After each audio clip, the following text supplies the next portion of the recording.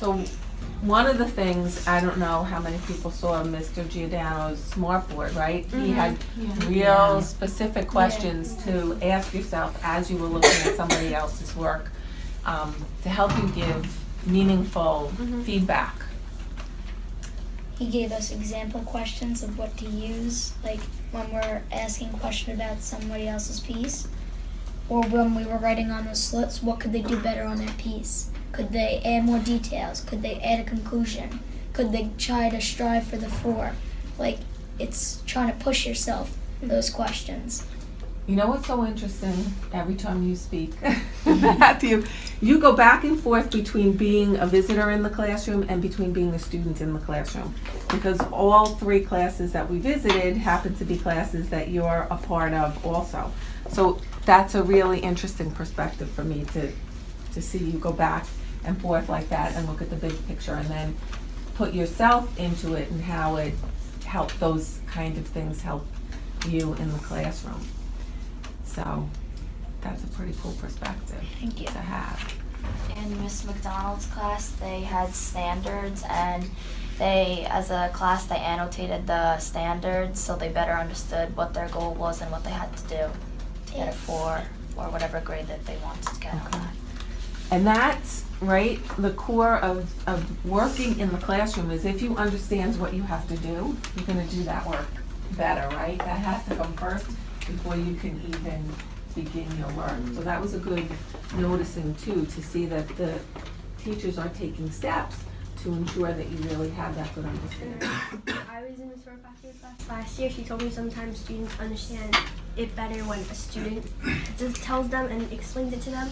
So that always stuck with me, and now it really helps because I saw them like talking about it and asking questions, and then another student would like build upon it, answer it, then they would be like, oh, okay, I get it now, and it really helps them. So that really like boosts them up. And the last big topic that we looked at was assessment. And I know you had a lot of feedback because we saw assessment in every classroom and you had a lot of feedback on that. So again, what can we say about the importance of feedback in making kids learn? I liked how like they were helping each other because like they were adding ideas. Like if one person got a 3, you could add ideas and tell them what they could do to get a 4. And it's like, it's easier because it's like more kid-friendly, like vocabulary. I agree. I like that he takes the time to explain how to get a 4, not only telling us, showing us the rubric, that he takes the time to show us what a rebuttal is and what a counterclaim is. You also made this sheet that it was to plan out, and he gave us the standard, the 7th grade standard. It says I can make a rebuttal and counterclaim to weaken my opponent's argument. And I like how he like broke it down into like how you could start your rebuttal, how you could, and then he even did it with us. Like he did it for fair. He did the rebuttal of how you could do it for not fair and how to weaken it. Okay, so that goes back to modeling too that we already talked about and being clear of what's expected of you.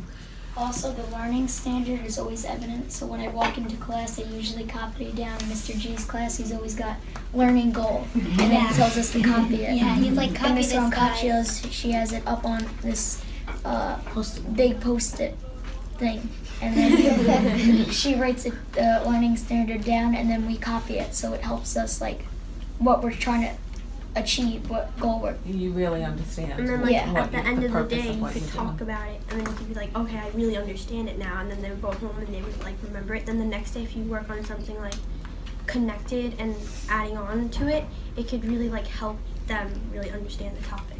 Miss Brancaccios, so everybody's like involved and they can understand it and it's more fun. She does like student models. So we're doing rules to live by in class, and she did a student model, like a format to be like advanced. And so I helped out and we made it together as like a class, and we all wrote down our ideas.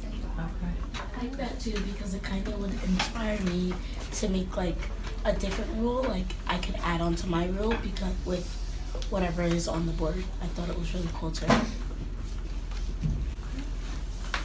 So just reflect on yourself now. How important is it to get feedback through self-assessment and peer assessment? Really important. Can you tell me why that's important and how it makes? Can I just give an example? Because when I hear peer assessment or self-assessment, I always think, well, at first, if you think yes for something, somebody else thinks no.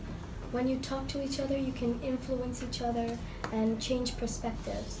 So it really, when you peer assess with someone, it's not only your thoughts, but it's somebody else's. And if they're the exact opposite than you, they can change your mind or you can change theirs. So it's... Okay. And like Mr. G and Miss Brancaccio, they always remind us that like when you're peer assessing somebody, it's not about like the friendship or something. You're giving them honest opinions, and so that always helps us. Like when say I'm doing like my friends, then I'm not gonna give them a grade. Like last week I had to do that because it was like not that good, but I had to be honest about it. Okay. I was reading somebody's peer assessing, right? And they were good friends, and they were saying, I don't want to give them this grade but they're like, but I have to be brutally honest. And they looked at the rubric and they tried to give the grade that was like true. Like They reasonable. weren't, exactly. They weren't trying to like just be nice. Because you're my friend, you got a 4, okay? They weren't trying to do that. And sometimes you have to be critical of yourself, right, with peer assessments to say, this is where gotta it fits, really- and if I did more work, I could improve my grade. Sometimes you gotta let Right. yourself down and then push yourself back up there. Right. I think sometimes it's hard to self-assess because you don't want to fail yourself. You don't want to give yourself a 2. You want to always give yourself a 4. So sometimes when you peer assess, you don't actually give yourself the true grade. Even when you peer assess yourself, just like Myra says, you're not going to give yourself the true grade. You're going to always try to do better. You're always going to pick the highest to make the teacher, but then the teacher recognizes this kid didn't get that. He's just, if it's because of self-assessment, you have to be honest with yourself. Did I really get a 3? Did I get a 2? Did I get a 1? Did I get a 4? So when you're doing a piece, you have to be honest with yourself, because if you don't be honest with yourself, you're not going to get anywhere.